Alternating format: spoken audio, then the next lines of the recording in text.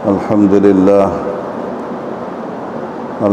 لله وكفى وسلام على عباده الذين اصطفى أما بعد أعوذ بالله من الشيطان الرجيم بسم الله الرحمن الرحيم يا أيها الذين آمنوا كتب عليكم الصيام كما كتب على الذين من قبلكم لعلكم تتقون صدق الله العظيم وقال النبي صلى الله عليه وسلم لا يؤمن أحدكم حتى يكون هواه تبعا لما جئت به মুআজ্জাজ মোহতারাম হাজিরিন, আজকে মাহে রমজানুল মুবারকের দ্বিতীয় জুমা। দেখতে দেখতে আজকে 14 দিন হয়ে গেছে। রহমতের দশক চলে গেছে, মাগফিরাতের দশক তাও 4 দিন অতিক্রম হইতে চলছে।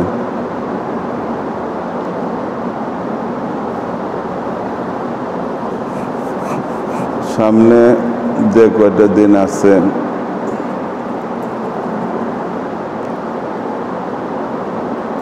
জানা নাই যে সেই শেষ রোজা পর্যন্ত আমরা এই মাসটা আল্লাহর ইবাদত বন্দেগী করতে পারবো কি পারবো না। দৈনিক এরকম অনেক টেলিফোন মোবাইলের মাধ্যমে খবর আসে, অমুকে অসুস্থ হয়ে গেছে, অমুকে মারা গেছে।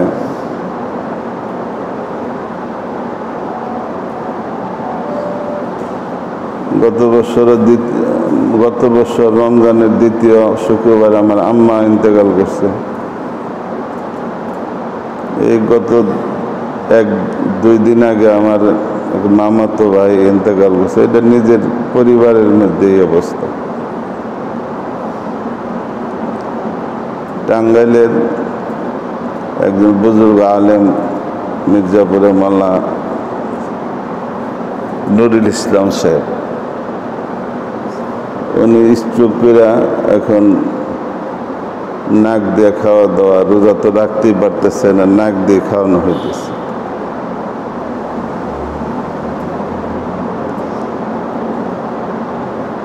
তা আমাদের সে অনাগত দিনগুলি জানা নাই, এটা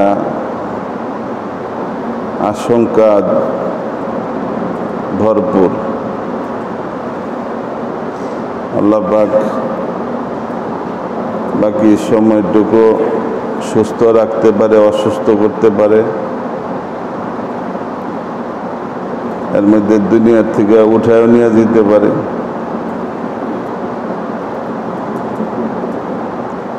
কার হায়াতের কত অংশ বাকি আছে এটা কেউ জানে না, এটাকে গোপন রাখা হয়েছে। মানুষ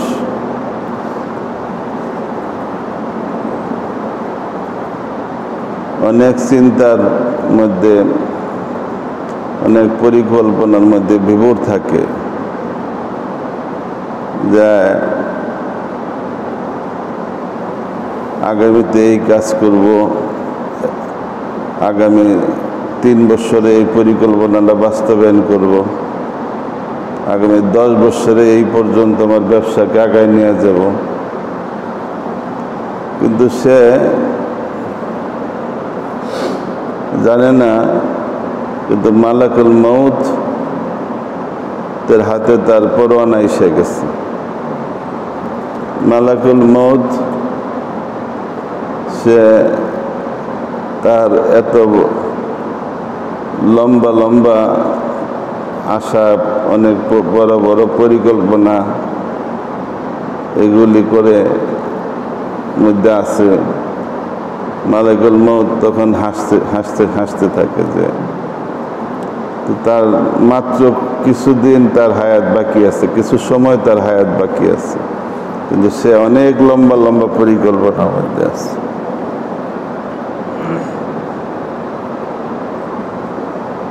এই জন্য আমাদের জানা নাই যে কার কখন মৃত্যু এসে যাবে, কে কখন অসুস্থ হয়ে যাবে। এই জন্য যে আমাদের সবসময় নিজেকে মৃত্যুর জন্য প্রস্তুত রাখা।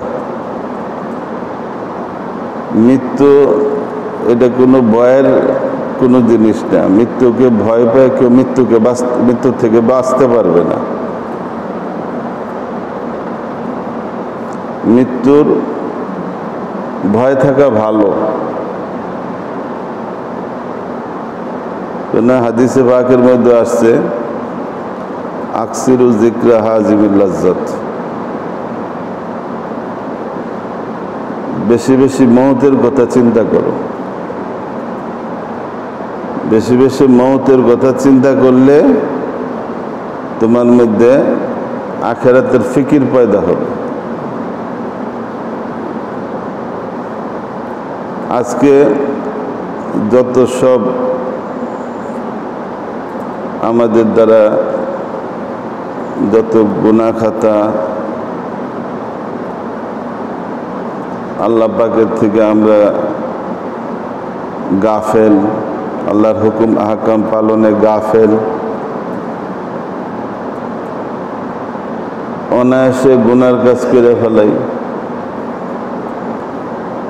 আমাদের অধিকাংশদের জিন্দিগিটা এরকম যে আমরা গুনার কাজও করি,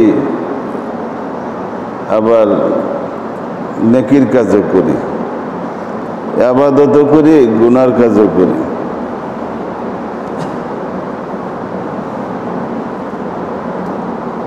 নেকির কাজ তো এটা হলো ভিটামিনের মতো। ভিটামিন খেলে যেরকম শরীরে প্রোটিন সমৃদ্ধ খাবার খেলে যেমন শরীর সুস্থ হয়, শরীর ভালো থাকে, শরীরে শক্তি যোগায়, আবার কেউ যদি একটু বিষ পান করে তাহলে তার সমস্ত শক্তি খতম হয়ে যায়। তো গুনাহ হইল বিষ তুল্য, আর নেক আমল হইল ভিটামিন তুল্য।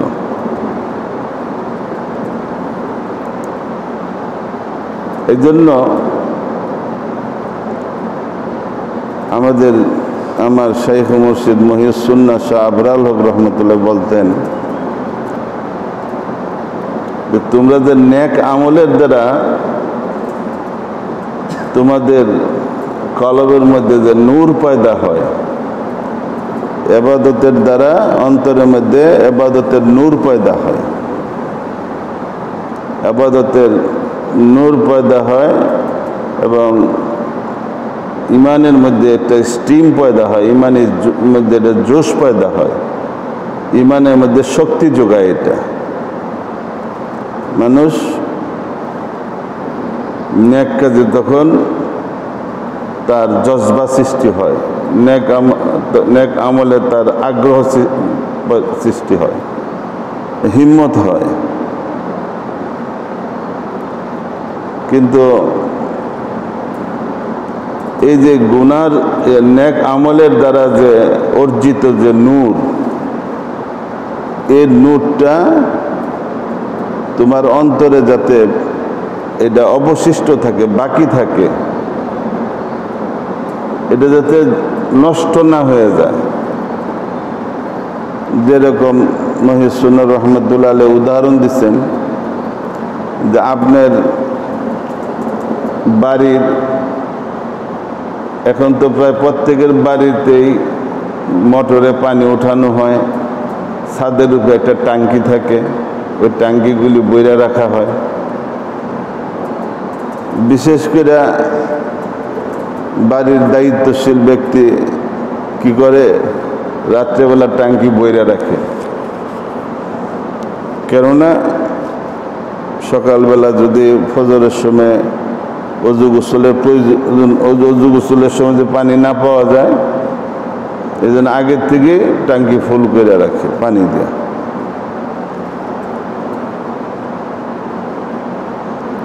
কিন্তু সকালবেলা উঠা দেখে যে কলের ট্যাপ সাইরা, যখন ট্যাপ ছাড়লো অজু করার জন্য দেখে যে পানি আর নাই, পানি আসতেছে না। এখন সে কি ধারণা করবে যে নিশ্চয়ই এই ট্যাঙ্কির মধ্যে যে পানি ছিল কোনো একদিক দিয়ে লিক হয়ে পানি পড়ে গেছে, অথবা কোনো বাথরুমের মধ্যে ট্যাপ খোলা ছিল, পানি সব এই জন্য পড়ে গেছে। তো ঠিক অনুরূপভাবে আমরা যে নেক আমলের মাধ্যমে যে আমরা নূর অর্জন করি, এই নূরটাকে ধরে রাখার জন্য, সেটাকে হেফাজত করার জন্য আমরা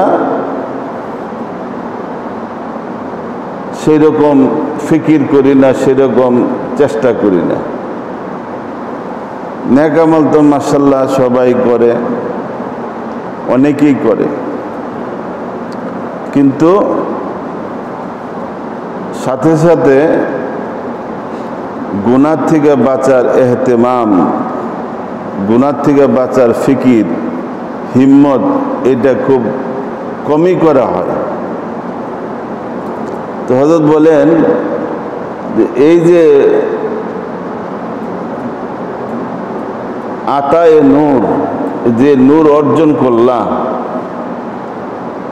এই নূরটাকে ধরে রাখার জন্য সমস্ত ইবাদতের নূর, সুন্নতের আমলের নূর, নামাজের নূর, জিকিরের নূর, তেলাওয়াতের নূর, রোজার নূর, এই সমস্ত নূরগুলিকে হেফাজত করার জন্য আরেকটা নূর দরকার।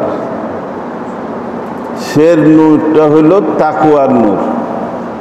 সেই নূরটা কিসের নূর? তাকওয়ার নূর।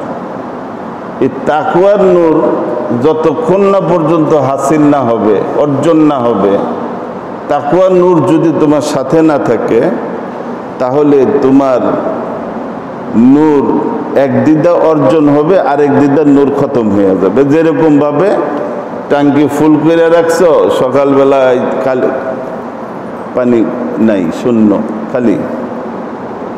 এই তাকওয়ার নূর অর্জন করার জন্য আল্লাহ তাআলা আমাদেরকে এই রমজান মাস দান করছেন, যাতে আমরা এই রমজান মাসে তাকওয়া অর্জন করতে পারি,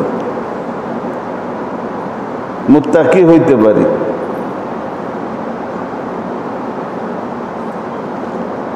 কিন্তু এই রমজানটা যদি আমরা সেভাবে রমজান মাসটা কাটাইতে পারি, রমজানের রোজাগুলি রাখতে পারি, যেভাবে আল্লাহ তাআলা চান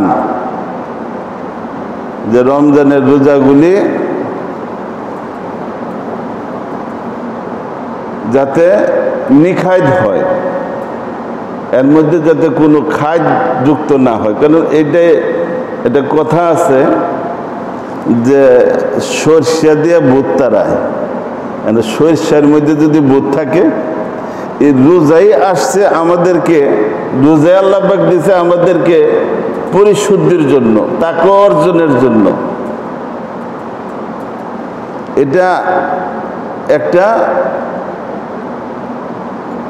প্রশিক্ষণের কোর্স, ট্রেনিং কোর্স, আত্মশুদ্ধির জন্য একটা ট্রেনিং কোর্স,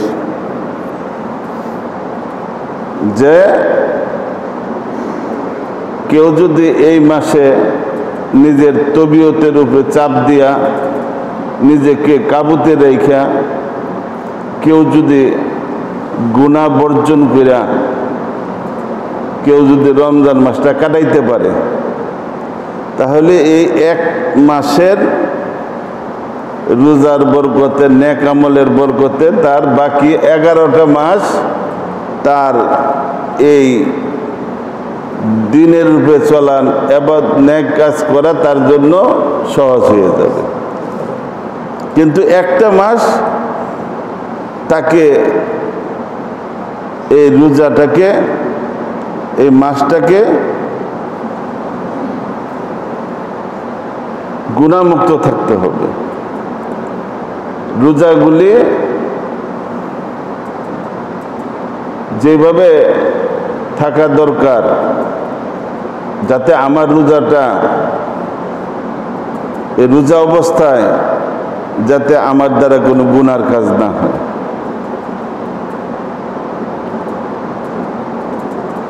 শুধু রোজার জন্য খাওয়া দাওয়া যেটা হালাল ছিল এটা বর্জন করলাম, পানাহার বর্জন করলাম, স্ত্রী ব্যবহার বর্জন করলাম, যেগুলি আমার জন্য হালাল ছিল। কিন্তু যেগুলি সব সময়ের জন্য হারাম, রোজার আগেও যেগুলি হারাম, রোজার মাস মধ্যেও এইগুলি হারাম, এই কাজগুলি যদি আমরা রোজার মধ্যে করি, যে কাজগুলি আগেও হারাম ছিল, আগেও এটি গুনার কাজ ছিল, আর রোজার মধ্যে আমরা এই গুনার কাজটা করলাম। হাদিসে পাকের মধ্যে আসছে, কেউ যদি রোজা রেখে এরকম গুনাহ বর্জন না করে, গুনাহ থেকে পরহেজ না করে, তাহলে এই ধরনের রোজা শুধু তার জন্য এটা উপবাস ছাড়া আর কিছুই না।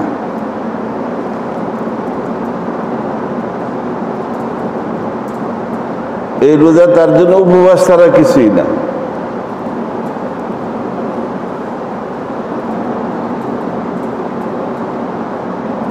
এই জন্য রোজার মধ্যে যেরকম ভাবে আমাদের অঙ্গ প্রত্যঙ্গ যেগুলি আছে এগুলিকে দ্বারা কোনো গুনার কাজ যাতে না হয়, আমার চোখ, জবান, হাত, পাও এগুলি যাতে আল্লাহ পাকের নাফরমানির কোনো কাজে এগুলি খরচ না হয়। কিন্তু এগুলি আল্লাহর দেওয়া মেশিন, আল্লাহর দেওয়া এই মেশিন যাতে আল্লাহ পাকের বিরুদ্ধে, আল্লাহ পাকের অসন্তুষ্টির কাজে এটা ব্যবহার না হয়। যেমন জবান, এই জবান এটা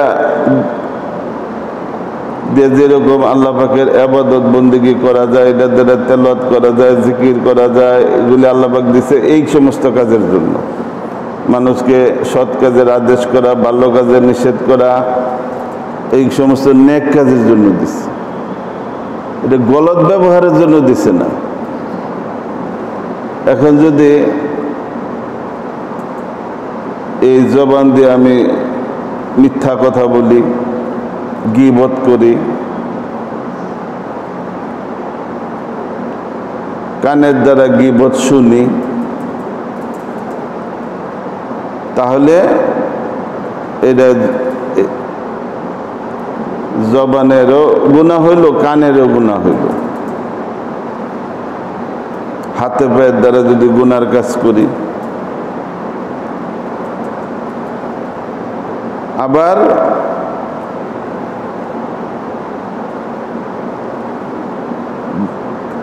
এই অঙ্গ প্রত্যঙ্গকে গুনার থেকে বাঁচায় রাখা, এটা যেরকম আল্লাহ পাকের হুকুম, ঠিক এরকম ভাবে মানুষের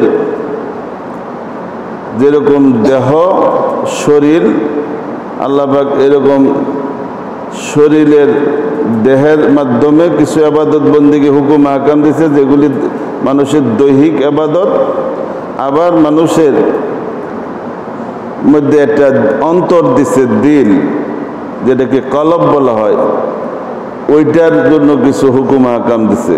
ওই অন্তরের দ্বারা কিছু ইবাদত বন্দি করতে হয়।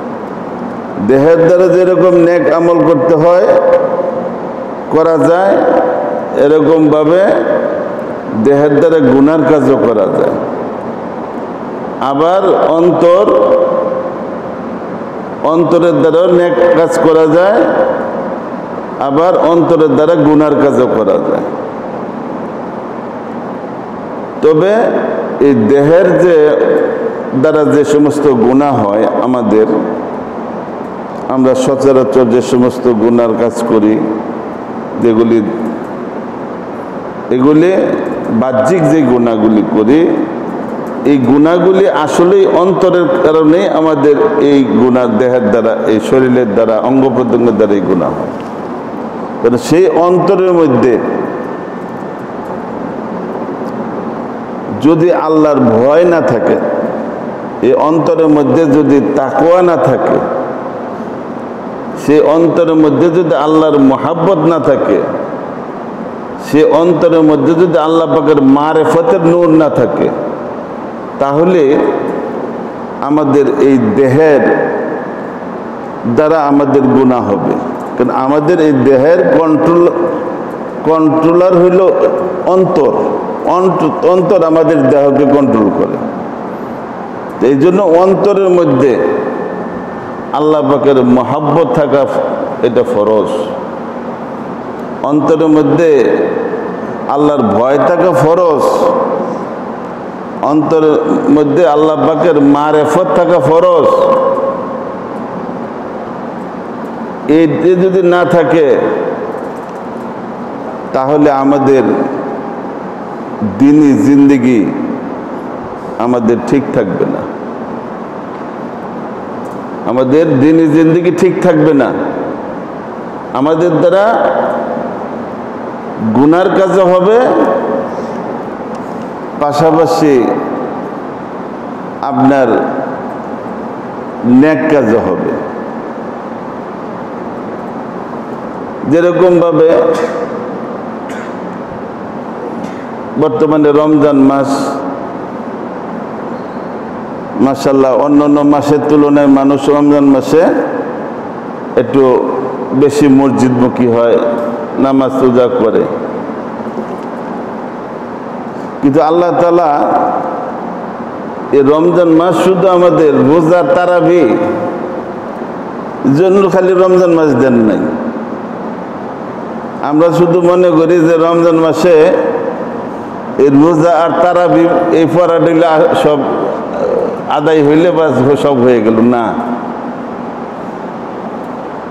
রোজা আর তারাবি তো পড়তেই হবে। কিন্তু আল্লাহ তাআলা আমাদেরকে যেই উদ্দেশ্যে রমজান দিচ্ছেন, সেটা উদ্দেশ্য সেইটা উদ্দেশ্য সাধনের জন্য আমাদেরকে এই রোজার মাধ্যমে সাধনা করতে হবে। আমাদের আসলে এটা সাধনার মাস, মুজাহাদার মাস।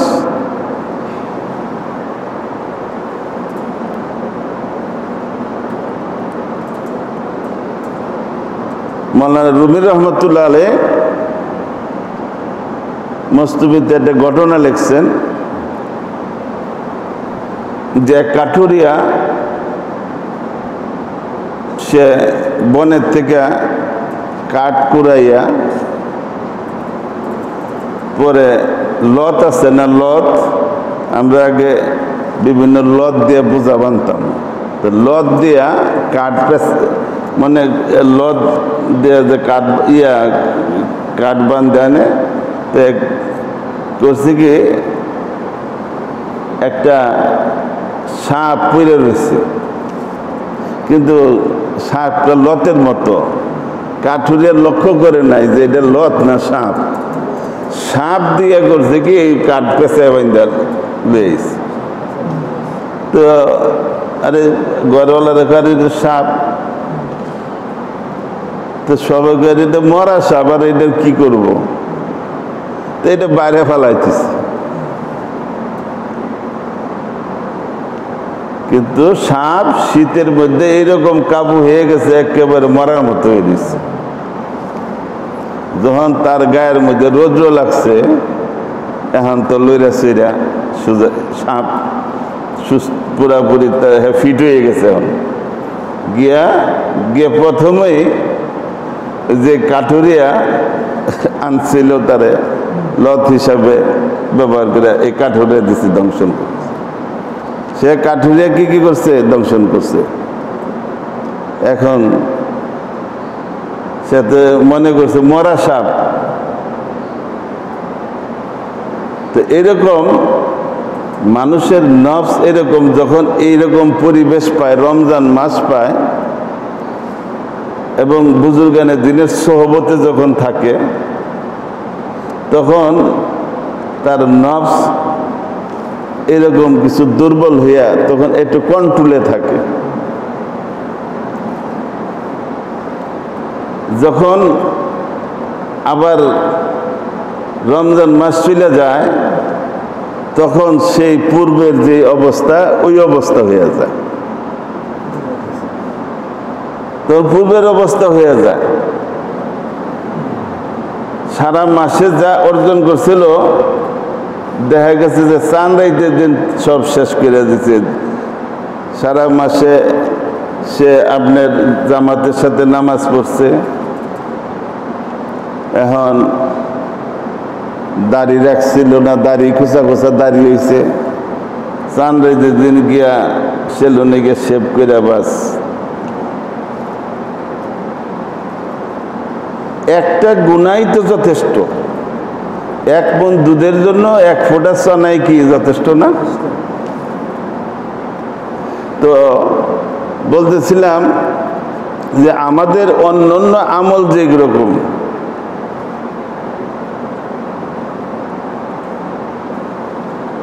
ভুল ত্রুটিতে ভরা,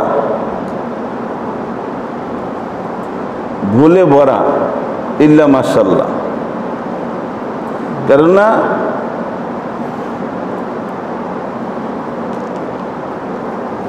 আল্লাহ তাআলা আমাদের এই ইবাদত বন্দেগী যেরকম ভাবে আল্লাহ পাক ইবাদতগুলি যাতে ইবাদত হিসাবে আল্লাহর কাছে গ্রহণযোগ্য হওয়ার জন্য, কবুল হওয়ার জন্য আল্লাহ পাক এটা নিয়ম নীতি দিচ্ছে। যদি আমরা এই নিয়ম নীতি অনুযায়ী এই ইবাদতগুলি করি, তাহলে এটা ইবাদত হবে। যদি এই নিয়ম নীতির তোয়াক্কা না কইরা নিজেদের খেয়াল খুশি মতো করি, তাহলে এটা ইবাদত হবে না, গুনাহ হবে। আল্লাহ বলবে যে তুই এই ইবাদত কার জন্য করছিলি? যেরকম ভাবে ইবাদতের বাহ্যিক দিকটা যেরকম আমাদেরকে মাসালা মোতাবেক করতে হবে, আমাদের ইবাদতগুলি মাসালা মোতাবেক করতে হবে।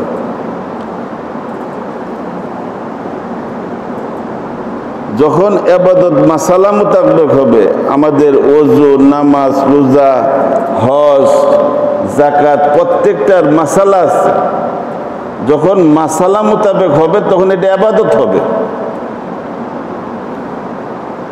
আর ইবাদতের আভ্যন্তরীণ আরেকটা দিক আছে, সেটা হলো ইবাদত করতে হবে একমাত্র আল্লাহর জন্য। ওমা উমিরু ইল্লা লিয়াবুদুল্লাহ মুখলিসিনা লাহুদ্দিন। আল্লাহ তাআলা একমাত্র, আল্লাহ পাক আমাদেরকে যে আদেশ করছেন, এই সমস্ত কিছু যাতে আমরা আল্লাহর ইবাদত ইখলাসের সাথে করি, অন্য কোনো উদ্দেশ্য থাকতে পারবে না। ইবাদতের মধ্যে কোনো মিশ্রণ থাকতে হবে, নিখায় দিতে হবে, যাতে ত্রুটি মুক্ত হয়, ত্রুটিযুক্ত না। এখন যদি কেউ কেউ বলে যে ভাই ইবাদত করলেই হবে, আল্লাহ তাআলা মাফও করে দিতে পারেন, আবার দুজকও দিতে পারেন। নাউজুবিল্লাহ। আল্লাহ তাআলা কি কোনো নিয়ম নীতি দেন নাই? নিয়ম নীতি দেন নাই? তাহলে নিয়ম নীতি দিল কেন? শরীয়তের বিধান দিল কেন? নবীজি সাল্লাল্লাহু আলাইহি সাল্লামকে আল্লাহ তাআলা নবী হিসাবে, রাসূল হিসাবে, নমুনা হিসাবে পাঠাইলো কেন? যা কিছু এই 30 পারা কোরআনের মধ্যে যা আছে, নবী করিম সাল্লাল্লাহু আলাইহি সাল্লামের নবুয়তি জিন্দেগির মধ্যে সব কিছু আছে। সমস্ত ইবাদত বন্দেগী জিন্দেগির সমস্ত কিছু নমুনা হইল নবী করিম সাল্লাল্লাহু আলাইহি সাল্লাম। এখন যদি কেউ যে খালি আল্লাহ তাআলা খেয়াল হইলে আল্লাহ মাফও করতে পারেন, আরে আল্লাহ তাআলা মাফ করবেন, কিন্তু এই আমার যে এখতিয়ারে কিছু জিনিস দিছে, যে আমাকে এই ইবাদত বন্দেগী যাতে সঠিকভাবে হয়, এই জন্য ইবাদত বন্দেগী আমাকে শিখতে হবে। ইবাদত বন্দেগী শিখতে হলে আমাকে এলেম করতে হলে এলেম শিখতে হবে। এই জন্য ইবাদত বন্দেগীর ফরজ করার সাথে সাথে আল্লাহ পাক এলেমকে ফরজ করছে। প্রত্যেকটা পুরুষ মহিলা,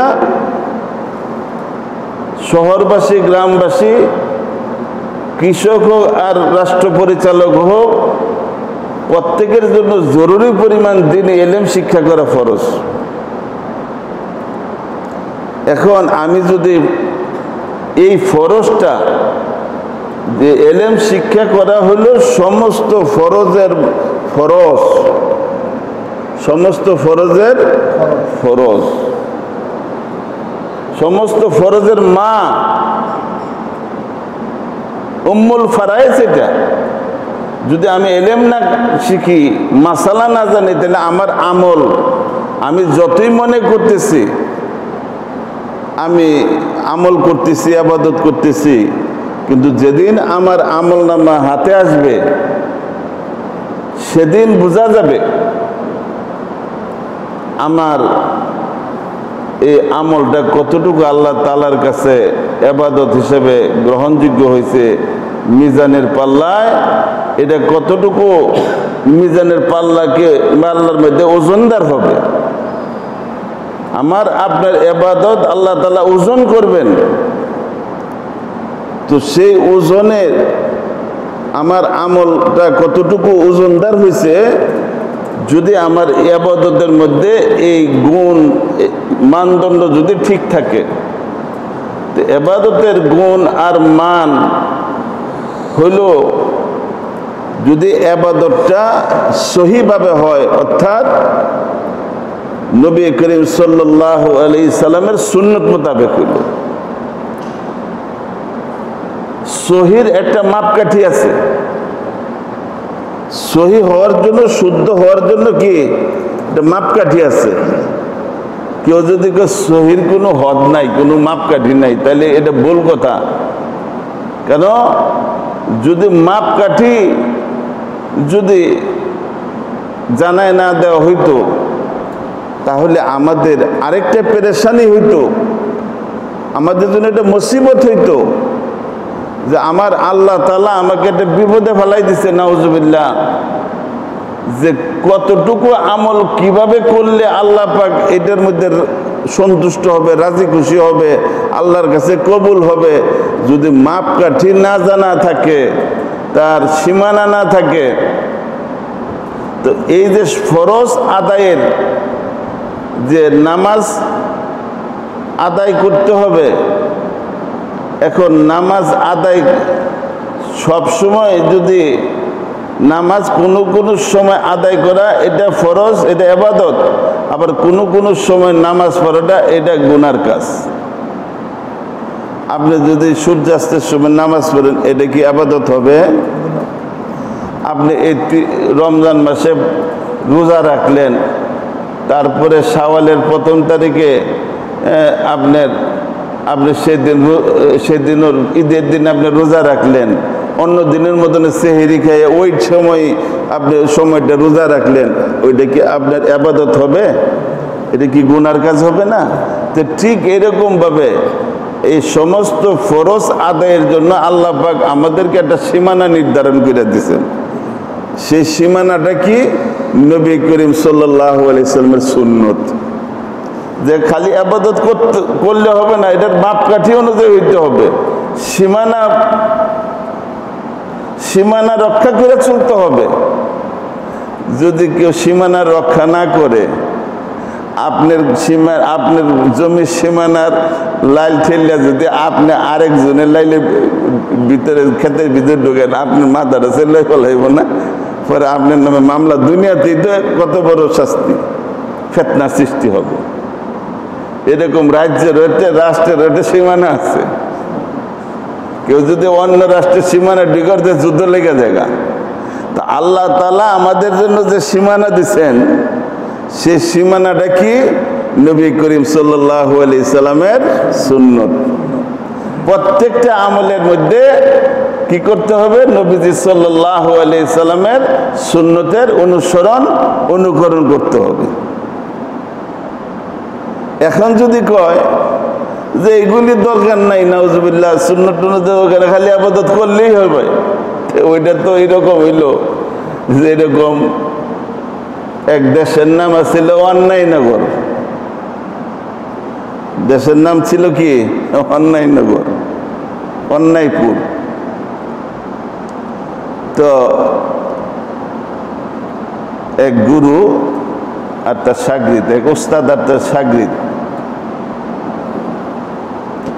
ওই সফর করতে করতে ওই দেশে গেছে, অন্যায়নগরে গেছে।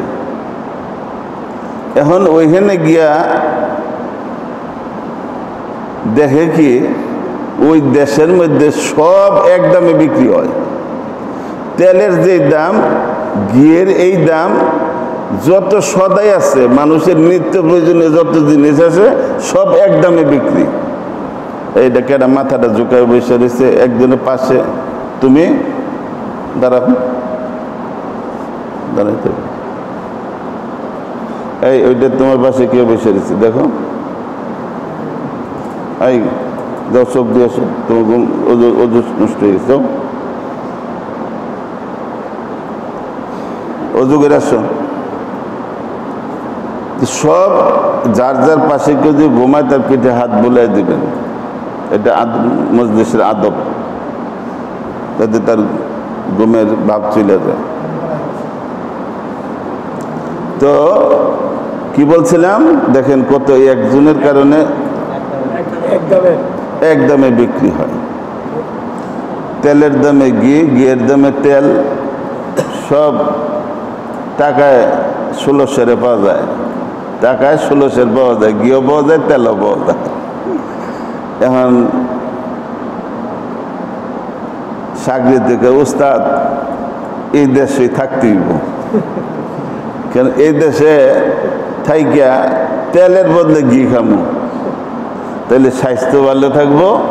সব যখন এক দামে পাওয়া যায় এই দেশে, তখন তো উস্তাদে কয়, না রে বাবু, এই দেশে থাকা যাইব না, এই দেশে থাকা বড় বিপদ, এই দেশে কোনো বিচার নাই, এই জন্য সব একদমে বিক্রি হয়। এই দেশে ভালোর মন্দের কোনো পার্থক্য নাই, এই দেশে বিচার নেই, দেশে থাকা যাবে না। ওখানে শাগরিদে জিদ ধরছে, না উস্তাদ, এই দেশে কিছুদিন থাকামই। উস্তাদের শাগরিদের বারবার অনুরোধে উস্তাদ রাজি হইয়া বাস থাকতেছে। একদিন ঘুরতে ঘুরতে গিয়া ওই দেশের রাজার দরবারে গিয়ে হাজির হয়েছে। গিয়া দেখে একটা বিচার চলতেছে দরবারের মধ্যে। বিচারটা কি, যে এক সুরে রাজার কাছে বিচার দিল যে হুজুর, বাদশার নামদার আমরা দুইজন আরেক সাথী আর আমি দুইজনে চুরি করতে গেছিলাম। গায়ে তেল তেল মাইকা তে অমুকের বাড়িতে শীত কেইটা যখন আমার সাথী ঢুকতে গেলছে তখন ওই বাড়ির দেওয়ালটা দইসে তার উপরে বসছে, ওইটা আমার সাথী মারা গেছে। তা আমার ফরিয়াদ, আমার আবেদন, আমার অভিযোগ হইল এই বাড়িওয়ালায় কিরে এই দেওয়ালটা নরম করে বানাইছিল। সে কেন এই দেওয়ালটা এরকম করে তৈরি করছিল যার কারণে আমার সাথী মারা গেছে। বাদশা তো ওই ইয়েকে বাড়িওয়ালার খবর ধরে আনাইছে, হ্যাঁ কেন তুমি এই বাড়ি এরকমভাবে নরম করে বানাইছিলা যার কারণে আজকে এই চোর চুরি করতে গিয়া সে দেওয়াল দুইসব সে মারা গেছে। তো বাড়িওয়ালা হুজুর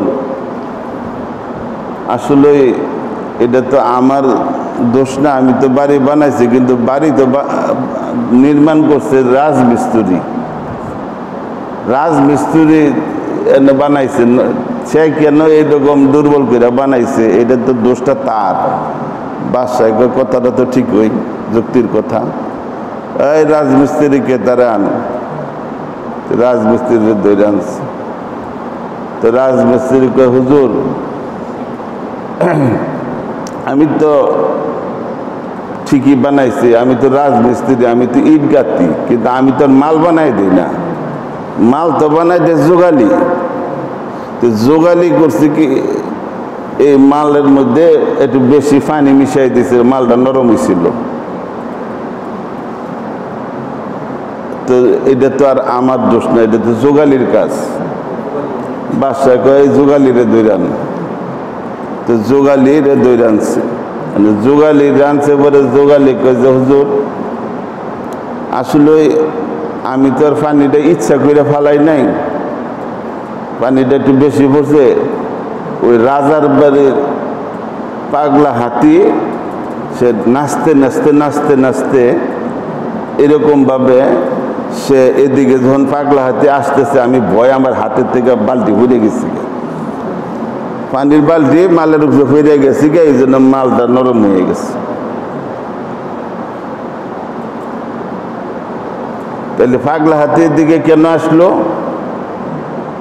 কেন এদিক দিয়ে লয়ে এলো, এটা তো আমার দোষ না, এটা তো মাহুতের হাতি চালাইছে, মাহুতের দোষ।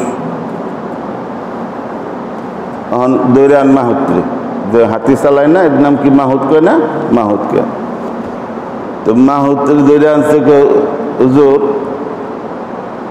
আমার কি দোষ, আমার যে হাতি আছে না এর পায়ের মধ্যে যে নুপুর আছিল, তো এই নুপুরগুলি যখন হাতি চলা শুরু করছে তো এই নুপুরগুলি বাজা শুরু করছে। না না না, তো আমার হাতিটা এরকমভাবে যখন নিয়ে আসতেছিলাম তখন এদিক দিয়ে একটা বাইজি যেতেছিল, তো বাইজির পায়ের মধ্যে এরকমভাবে নুপুর আসছিল, নুপুর চিনেননি, পায়ের মধ্যে গঙ্গুরি, তো এটির তালে তালে আমার হাতিও নাচা শুরু করছে। তো মা হচ্ছে ছেড়ে যেখানে বাইজিরিয়ান, তো বাইজিরি আনছে পরে বাইজি কয় যে বাদশার নামদার আমার কি দোষ, আমি তো নুপুর পড়ছি, কিন্তু এই নুপুরের মধ্যে বাজনা তো আমি দিচ্ছি না, বাজনা তো দিচ্ছে ওই স্বর্ণকার, স্বর্ণকারের দোষ, আমি তো আর বাজনা দিচ্ছি না। তখন দৈরে আন স্বর্ণকারে, পরে স্বর্ণকারে দৈরে আনছে। এখন স্বর্ণকারে আর এর থেকে কোনো যুক্তি দিয়ে বাঁচতে পারতেছে না, মানে স্বর্ণকারই অপরাধী, এখন তার জোলা ফাঁসির মধ্যে, স্বর্ণকারে ফাঁসিতে জোলার হুকুম হয়েছে। এখন ফাঁসির যে মঞ্চের মধ্যে যে দড়িটা, এই দড়িটা কিন্তু আপনার একটা সাইজের থাকে। এখন স্বর্ণকার এমনই হালকা পাতলা ছিল, আপনার আমার মজিবুর আর গদ্দুর হালকা পাতলা, এত হালকা পাতলা এরকম। এখন স্বর্ণকারের দড়ি যখন ফাঁসির ইয়ের মধ্যে উঠাইছে অনেক দেখা যায় স্বর্ণকার এই ফাঁসির দড়ির ভিতর দিয়ে আই আর যায় আর আটকে না। বাসার সমস্যা তো একটা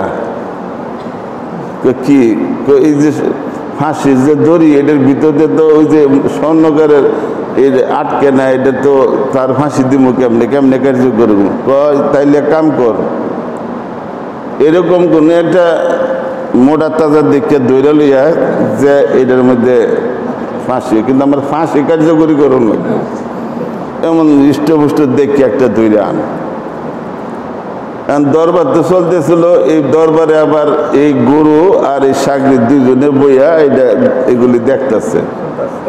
এখন দেখে কি দরবারের মধ্যে একজনের এরকম হৃষ্টপুষ্ট একজন পাওয়া গেছে। এখন বাদশার ফেদারা তারে দিরা লিয়ে যাওয়া শুরু করছে ফাঁসিতে ঝুলাইবার লেগে।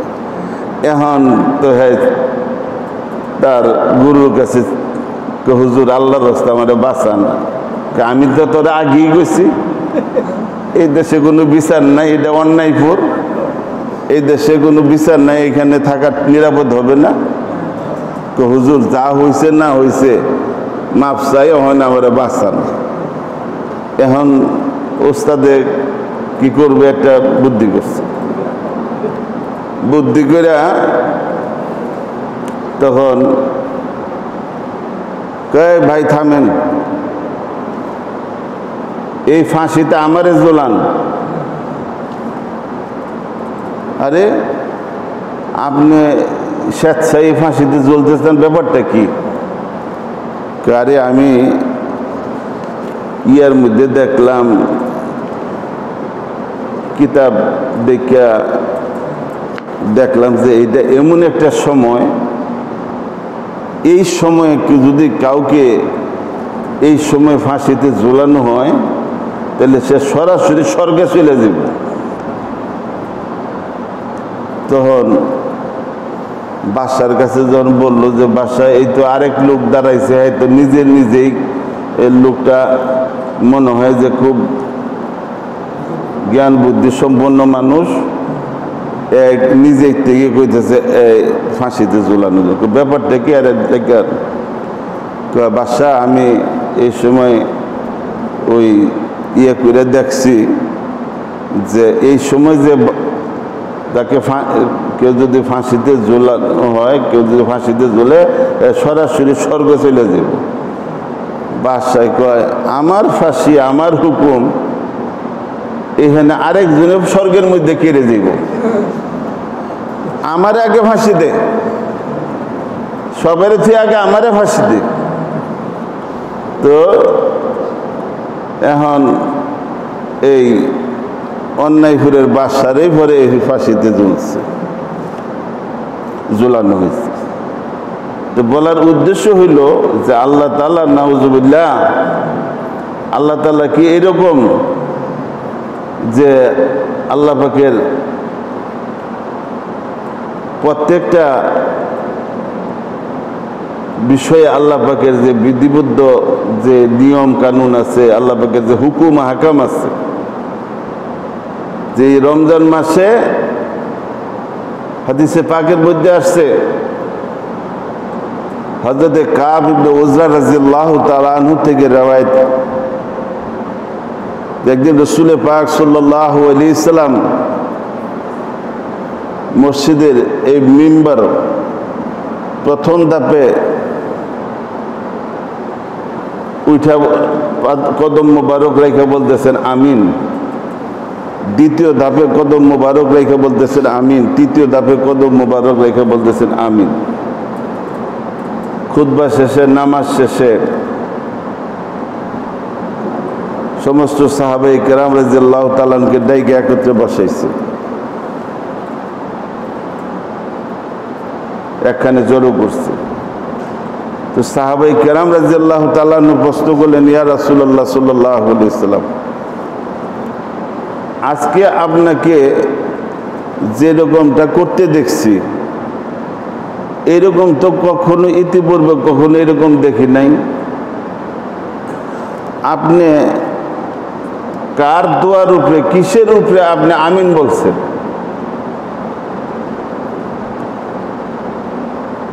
তো রাসূলুল্লাহ সাল্লাল্লাহু আলাইহি সাল্লাম বললেন যে ওই সময় হযরতে জিবরাইল আলাইহিস সালাম আসছিলেন। জিবরাইল আলাইহিস সালাম আয়েশা 3টা দোয়া করছেন, আর ওই 3টা দোয়ার উপরে আমি আমিন বলছিলাম। সেই 3টা দোয়া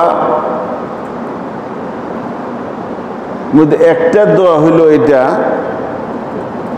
যারা এই রমজান মাস, রমজানের মতো একটা রহমত, মাগফিরাত, নাজাতের মাস পাইয়া নিজের জীবনের গুনাহ মাফ করাইতে পারল না,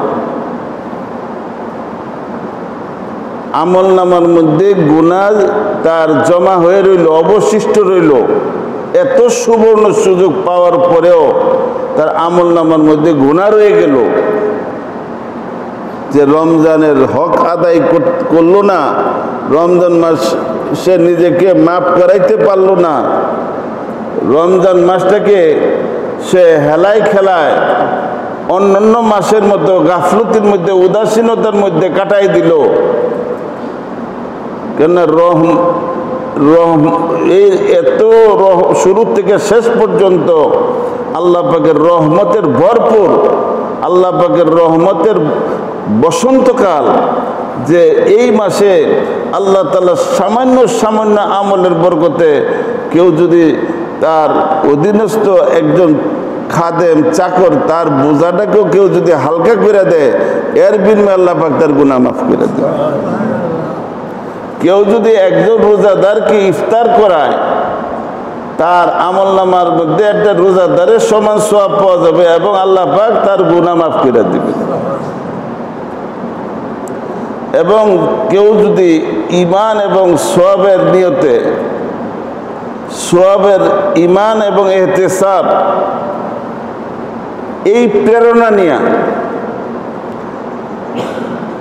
রমজান মাসে, এই প্রেরণা নিয়ে, অর্থাৎ এই চাহিদাকে দিলের মধ্যে জাগ্রত কইরা, এই জজবা নিয়ে যদি কেউ রমজান মাসে ইবাদত করে, রমজানের রোজা রাখে, তাহলে আল্লাহ তাআলা রমজানের মাসের তাকে আল্লাহ পাক তার জীবনের সমস্ত গুনাহগুলি আল্লাহ পাক তাকে মাফ করে দিবেন। তার জীবনের মধ্যে আর কোনো গুনাহই অবশিষ্ট রইল না, ঈমান এবং ইহতিসাবের সাথে। তো এখন আমরা সেই রোজাকে শুধু কিছু আনুষ্ঠানিকতার মধ্যে নিয়ে আসছি, যে রোজা দিনের বেলা না খাইয়া থাকা, খাওয়ার সময়টা একটু পরিবর্তন করছি, আর বেশি থেকে বেশি তারাবি নামাজ। অথচ হাদিসে পাকের মধ্যে আসছে, যারা রমজান মাসের রোজা রাখবে এবং রাত্রে তারাবি পড়বে, এই রোজা আর এই যে তারাবিতে যে নামাজ, কোরআন তেলাওয়াত করা হবে, এই রোজা আর এই কোরআন তার জন্য সুপারিশ করবে, রোজা আর কোরআন তার জন্য সুপারিশ করবে।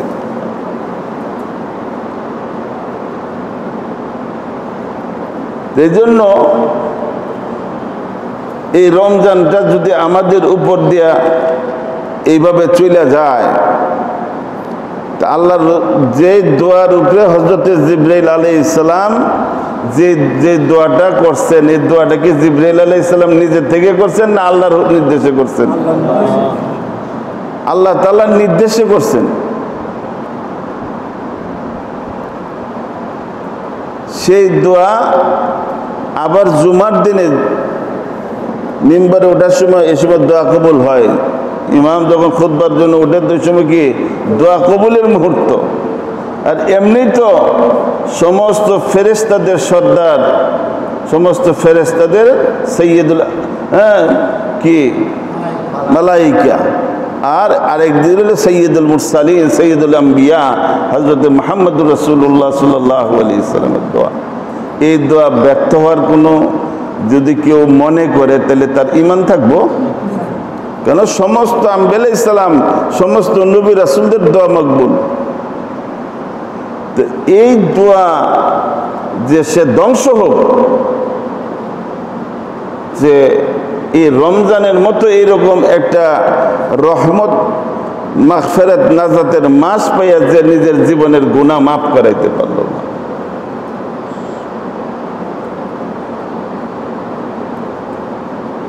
তাহলে এই দোয়া কবুল হওয়ার ব্যাপারে কোনো সন্দেহ আছে? কোনো সন্দেহ নেই।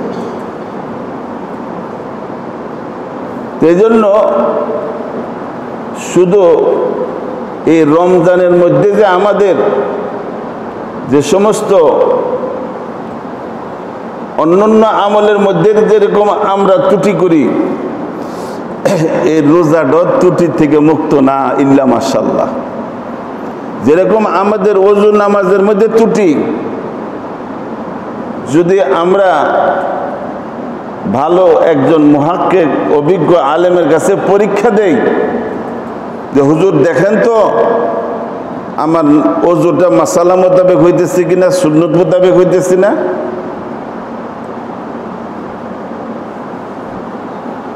আমার নামাজটা সুন্নত মোতাবেক হইতেছে কিনা, আমি 2 রাকাত নামাজ সানাত থেকে আরম্ভ করে সালাম পর্যন্ত 2 রাকাত নামাজ জোরে আওয়াজ দিয়ে পড়ে আপনাকে শোনামু, আমার নামাজটা কি সুন্নত মোতাবেক হইতেছে কিনা?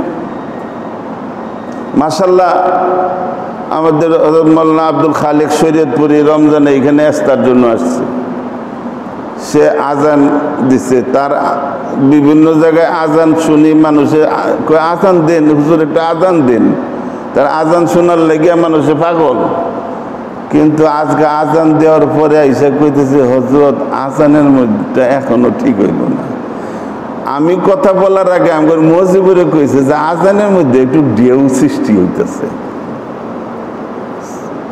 একটু ঢেউ ঢেউ হইতেছে। চিন্তা করছেন এটা কি সোহবতের আসর? এটা কি সোহবতের আসর? অনেক সময় ছোটর দ্বারা অনেক ইসলাহ হয়, ছোটকেও হেয় করা যাবে না। ছোট যদি একটা ভুল শুধরায় দেয় তাহলে কি তাকে আপনার এই তারটা আপনার মধ্যে যদি অহংকার না থাকে তাহলে আপনি এটা মেনে নেবেন না? আমি কয়েক রমজানের তারাবির পরে তো এখানে বেতের নামাজ ইমামের সাথে পড়ি, কিন্তু কামরার মধ্যে গিয়ে আমি আবার তাহাজ্জুদের সময় আবার ওখানে ওই আগের মতনই অভ্যাস অনুযায়ী আমি ওই কয়েকদিন এরকম 2-3 দিন পর্যন্ত এরকম তাহাজ্জুদের পরে তার বেতের পড়তেছি। তো আমার সাথে যে থাকে হ্যাঁ বলতেছে আপনি তো বেতের তো মসজিদে না পড়ে আসেন ইয়ার সময় তারাবির মধ্যে। তখন আমার নিজের ভুলটা আমার কাছে ধরা পড়ছে। নিজের ভুলটা নিজের কাছে ধরা পড়ে না, নিজেকে সবসময় শুদ্ধ মনে হয়, আমি যেটা করি এটাই নিজের কাছে সঠিক মনে হয়। এটা কিন্তু একটা অন্তরের রোগ, এটাকে বলা হয় উজুব। নিজেকে শুদ্ধ মনে করা, ভালো মনে করা। আর সে নিজে ভালো মনে করে ওই কাজটা করা, এটা হলো খুদরাই, নিজের মন চাহি কাজ। আমাদের কাজগুলি হয় মন চাহি, নাইলে হয় রব চাহি। তা একজন ইমানদার তার সমস্ত কাজগুলি, তার সমস্ত ইবাদত বন্দেগীগুলি যদি রব চাহি, আল্লাহ যেরকম চান সেভাবে করতে হইলে তাকে সে আমলগুলির জন্য তাকে জরুরি পরিমাণ এলেম শিখতে হবে।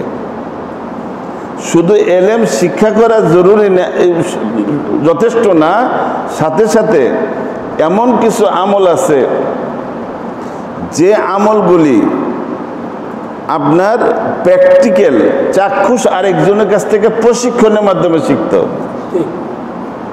যেরকমভাবে আপনার নামাজ ইমানের পরে আল্লাহ পাকের হুকুমের মধ্যে ইবাদতের মধ্যে সর্বশ্রেষ্ঠ ইবাদত নামাজ, কিন্তু এই নামাজটা আল্লাহ তাআলা যে আমাদের ফরজ করছেন কোথায়? সে আরশে আজিমের মধ্যে।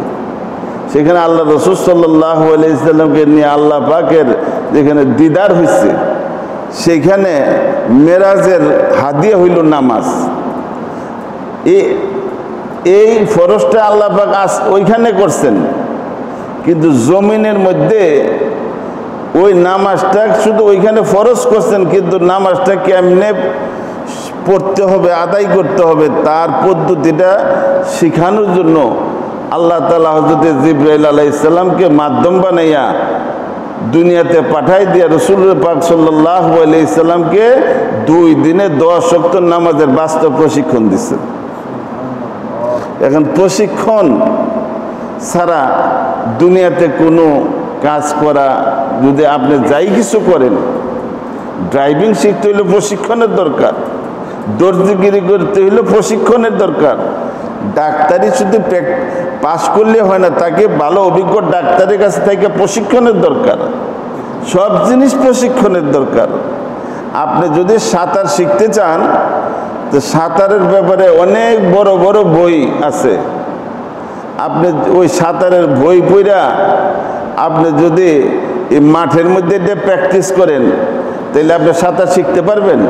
আপনাকে পানিতে নাইমে তারপরে আপনাকে সাঁতার শিখতে হবে, হাবুডুবু খাইয়া পানিতে নাইমে সাঁতার শিখতে হবে। ঠিক নামাজ শুধু মাসালা শিখলে নামাজ শিখে যথেষ্ট হবে না, যতক্ষণ না পর্যন্ত সে প্র্যাকটিক্যাল কারো কাছে নামাজ প্রশিক্ষণের মাধ্যমে না শিখবে, আমলি মশকের মাধ্যমে না শিখবে, ততক্ষণ পর্যন্ত তার নামাজ সুন্নত মোতাবেক হবে না, তার নামাজ পরিপূর্ণ হবে না। কেন? সুন্নত হইল তাকমিলে ফরায়েজ, সুন্নত হইল ফরজকে পরিপূর্ণ করে। সুন্নত কি? তাকমিলে ফরায়েজ। তো কাজেই এই রমজান মাসে আল্লাহ তাআলা আমাদেরকে একটা মাস দিছিলেন আল্লাহর ইবাদতের জন্য, ইবাদতের মাস, গুনাহ মাফের মাস। এই মাসে কেউ যদি একটা নফল আমল করে, একটা ফরজের সমতুল্য সওয়াব পাওয়া যাবে। অন্যান্য মাসে কোটি কোটি ফরজ আমল, নফল আমল করলে একটা ফরজের সমান হবে? কেউ যদি এই মাসে একটা ফরজ রোজা ইচ্ছাকৃতভাবে ছাইড়া দেয়, সারা বছর রোজা রাখলেও এই রমজান মাসে রোজার সমতুল্য হবে না। আর একটা ফরজ আদায় করলে 70টা ফরজের সওয়াব পাওয়া যায়। এই মাসে যদি কেউ কোরআন শরীফের একটা হরফ আদায় করে, তেলাওয়াত করে, অন্য মাসে তেলাওয়াত করলে 10টা নাকি, একটা হরফ আদায় করলে কয়টা নাকি? 10টা। যেমন আলহামদু 5টা হরফে 50 নাকি অন্য অন্য মাসে আদায় করে।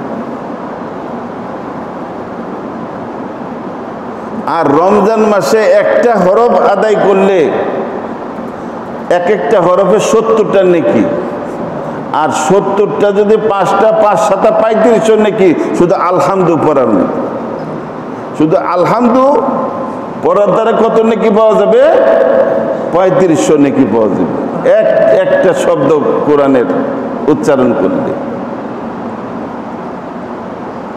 অন্য মাসে অন্য নামাজের মধ্যে যদি কেউ 1 রাকাত, এই রমজান মাসে তারাবি নামাজ 1 রাকাত আদায় করে, 1 রাকাত আদায় করলে 1500 নেকি তার আমলনামার মধ্যে লেখা হয় 1 রাকাতের মধ্যে। আর এরকম ভাবে সে যে 20 রাকাত আদায় করে, কত নেকি? কত নেকি? হ্যাঁ, 30,000 নেকি। তো চিন্তা করে দেখেন এটা কি অন্য মাসে পাওয়া যাব? আল্লাহ তাআলা আমাদেরকে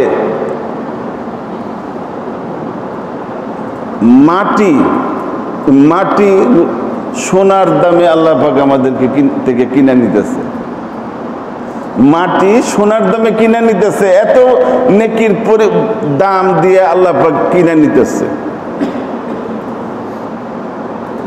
তো কাজেই এই রমজান মাসেও দেখা যায় যে আমরা রমজানের রোজাগুলি সঠিকভাবে তার হক আদায় রাখি না। যে উদ্দেশ্য রমজান আল্লাহ পাক আমাদেরকে ফরজ করছেন যে আমাদেরকে গুনাহ থেকে পাক করার জন্য, কিন্তু আমরা সেই রোজার মধ্যে দেখা যায় যে বা দস্তুর রোজাও রাখতেছি, আবার অন্য সমস্ত গুনার কাজও করতেছি। মসজিদ থেকে বাড়িয়ে যদি কেউ যারে অমুকে তো লোকটা ভালোই আছিল কিন্তু এখন তো এইরকম, আরেকজনে গুলো ঠিকই কইছেন, সেও যে এই কথাটা বললো সেও এমন একটা গুনার কাজ করলো, আল গীবাতু আসাদ্দু মিনাল জিনা, সেও জিনা করার থেকে মারাত্মক গুনার কাজ করে লাইছে। তা আমরা জিনা করাটা কি গুনার কাজ মনে করি? তাকে দৌড়া মারি, সমাজ থেকে বিচ্যুত করি, সমাজচ্যুত করি, কিন্তু গীবত তো মাশাআল্লাহ পীর সাহেবের দরবারের মধ্যে গীবত দিতেছে। এটাকে গীবত গুনাহ মনে করা হয় না। গীবত করা যেরকম গুনার কাজ, গীবত শোনাও কি গুনার কাজ। একই এই দুইটা গুনাহ সমান সমান, গীবত করা আর গীবত শোনা সমান সমান। এখন কিন্তু গীবত তো মানুষে গীবত করা মানে নিজের নেকিগুলি অন্যের দিয়ে দেওয়া। তো কোনো বুদ্ধিমান কি এইরকম আপনি নেকির হেফাজত, নেকির কদর না থাকলে তো আপনি দিয়েই দিবেন, আর যদি নেকির কদর থাকে, যেরকম আপনার থেকে ওয়াজ কইরা এই যে বক্তারা ওয়াজ কইরা 10টা টাকা বাইর করতে যে কত কঠিন, 3 ঘন্টা ওয়াজ করার পরেও কত ইনাইয়া বিনাইয়া কত কিছু কইরা 10টা টাকা বাইর করতে পারে না। আর যত কইতারে বক্তা পকেটে টাকা বাইর করতাম না। টাকাটার এত হেফাজত, এটার এত কদর, কিন্তু গুনাহ নেক আমলের কি এত এটার হেফাজত বা এটার কোনো কদর আছে? এর মূল্য আমাদের কাছে আছে? যদি এর মূল্য আমাদের কাছে থাকতো তাহলে এই নেকি এরকম ভাবে এত সস্তা নেকি, এত এই নেকিগুলি অর্জন করার জন্য আমরা কিরকম আন্তরিকভাবে চেষ্টা করতাম, এবং এই নেকির হেফাজত করার জন্য কিরকম আমরা এই হেফাজতের জন্য আমরা কি করতাম, এই হেফাজত করতাম। কিন্তু দেখা যায় যে এই রোজার মধ্যে এই ধরনের আমরা এই গুনার মধ্যে রোজাও রাখতেছি, গুনার কাজও করতেছি। হাদিসে পাকের মধ্যে আসছে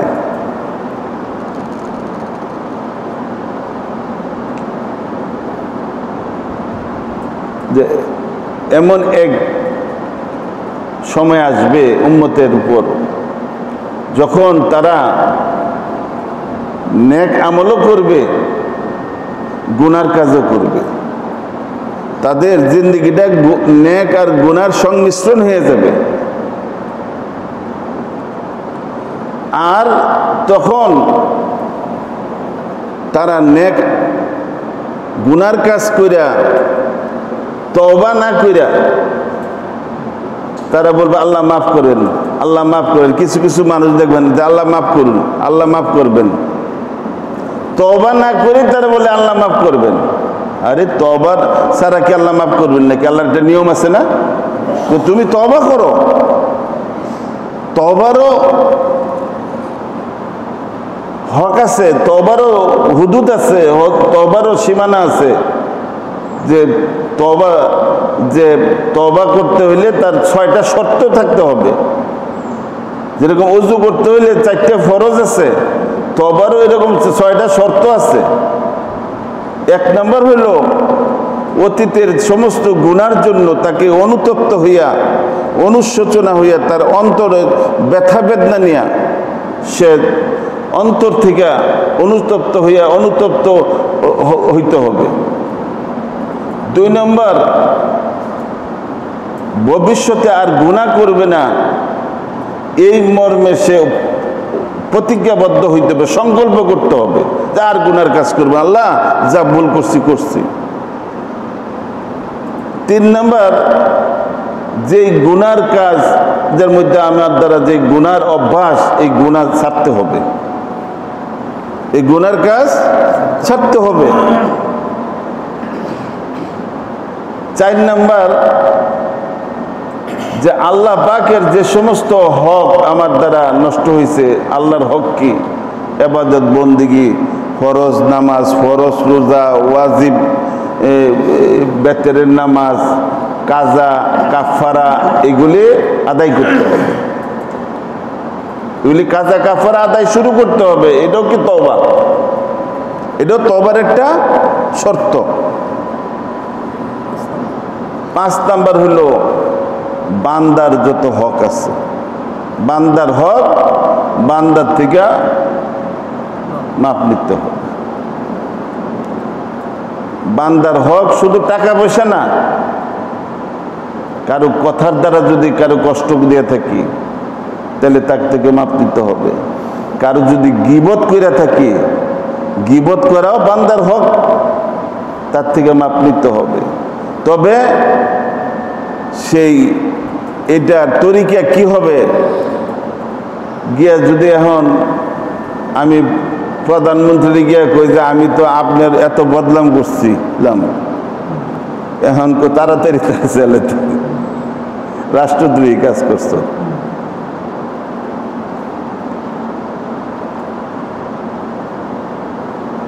সেইটা কিভাবে তালাফি করতে হবে একটা উদাহরণ দেই, যে বান্দার একটা হক আদায় করলে যে আল্লাহ পাক কি পরিমাণ খুশি হন, কি পরিমাণ আল্লাহ পাক তার যাজা দেন, বদলা দেন।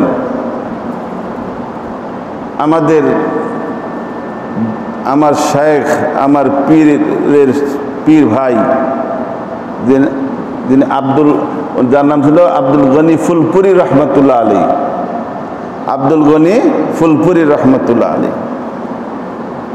ওনার হযরত থানভী রহমতুল্লাহ আলীর যত খলাফা ছিল, ওনাদের প্রত্যেকটা কাজ রুটিন মোতাবেক হইত। সময়গুলি এমনভাবে যে হাকিমুল উম্মত থানভী রহমতুল্লাহ আলী এমনভাবে রুটিন মোতাবেক কাজ করতেন যে ওনার এই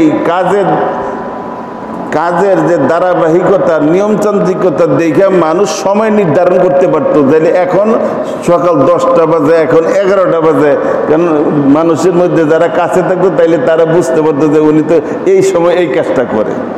এইরকম ঘড়ির কাটার মতন হিসাব করে উনি সময় খরচ করতেন। আব্দুল গনি ফুলপুরি রহমতুল্লাহ আলী মানুষের আল্লাহদের কাছে যায়, দেখা সাক্ষাৎ করতে যায়, দোয়ার জন্য যায়, সোহবতে যায়, কিন্তু একটা নিয়ম থাকে, সময় থাকে নির্ধারিত।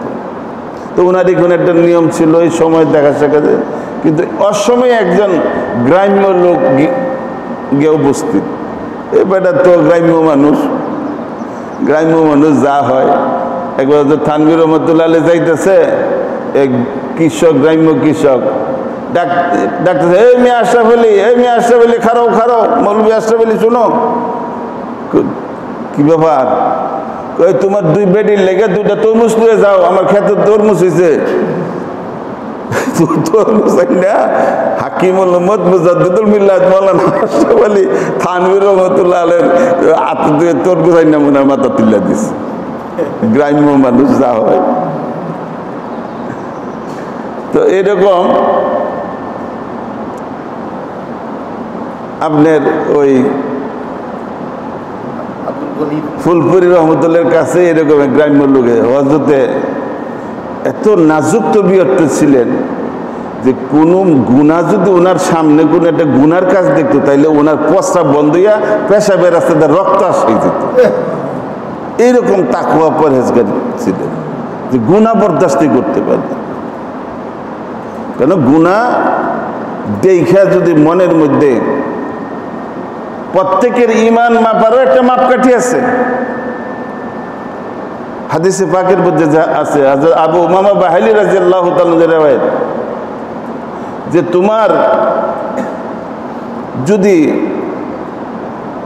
তুমি যদি নেক আমল তোমার অন্তর যদি খুশি করে, তোমার অন্তর যদি অন্তরের মধ্যে সুখ অনুভব করো, তোমার অন্তরে যদি খুশি লাগে নেক আমল কইরা, আর গুনার কাজ দেখলে যদি তোমার অন্তরে কষ্ট লাগে, তাইলে তুমি ইমানদার। ইমানের সার্টিফিকেট দেখছেন যে গুনার কাজে যদি তোমার অন্তরে কষ্ট লাগে, তোমার যদি কষ্ট না থাকে তাহলে তো তোমার ইমান নাই। আর যদি সামান্য পরিমাণ কষ্ট থাকে তাহলে জয়ফুল ইমান, একেবারে দুর্বল ইমান। 1 নাম্বার ইমানের কাজ তৈলে তুমি এটাকে বাধা দাও, বন্ধ করো। 2 নাম্বার ইমানদার যে তুমি জবানের দ্বারা এটাকে বন্ধ করার চেষ্টা করো, প্রথম হলে হাতের দ্বারা বন্ধ করো। আর 3 নাম্বার যদি তোমার অন্তরে চোট না লাগে, ব্যথা না লাগে, তাইলে তুমি, ব্যথা যদি লাগে তাহলে নিম্নমানের ইমান।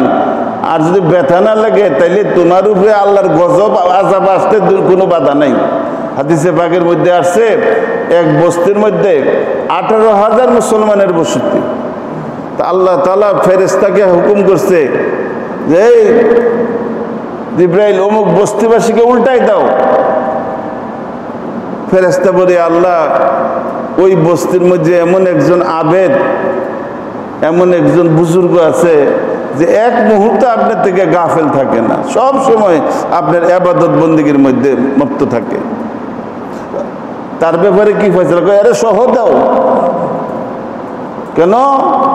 এই যে আমার অন্যান্য বান্দারা, তারা যে আল্লাহর নাফরমানির মধ্যে লিপ্ত ছিল, তার অন্তরটার মধ্যে একটু ব্যথা লাগে নাই, তার চেহারাটা একটু মলিন হয় নাই, এই জন্য তারা সহ ধ্বংস করে দাও। তো এইরকম ইমানদারদের উপরে যে এরকম বর্তমানে একের পর এক বালা মুসিবত বিপদ আপদ আমাদের উপরে আসতেছে, এর কারণ কি? আজকে আমরা তো আদম শুমারির মধ্যে আমরা মুসলমান, কিন্তু প্রকৃত হাকিকত ইমানদার, হাকিকত মুসলমান কতজন? মুসলমানের যে একজন মুসলমান, প্রকৃত মুসলমানের যে গুণাগুণ, তার মধ্যে সেই মাপকাঠিতে আমরা কতটুকু মুসলমান। মসজিদের নামাজটা পর্যন্ত এসে পড়তে ভয় লাগে, সরকারের হুকুমের অপেক্ষায় করছি।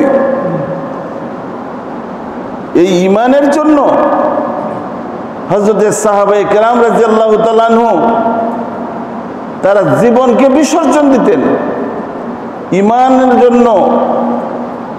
জান মালের যত রকমের কোরবানি দিতে তারা কোনো দ্বিধাবোধ করতেন না, প্রতিযোগিতা করতেন।